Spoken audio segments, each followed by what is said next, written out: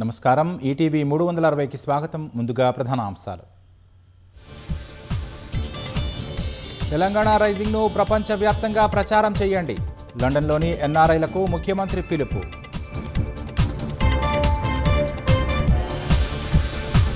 రాజకీయ కోణంలోనే అమెరికా పర్యటన అడ్డుకున్నారన్న సీఎం. కేంద్రం నిరాకరణతో బోస్టన్కు వెళ్లలేకపోతున్నారని వెల్లడి.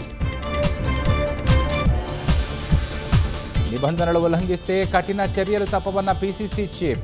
సమస్యలు ఉంటే పార్టీలో అంతర్గతంగా చెప్పుకోవాలని సూచన.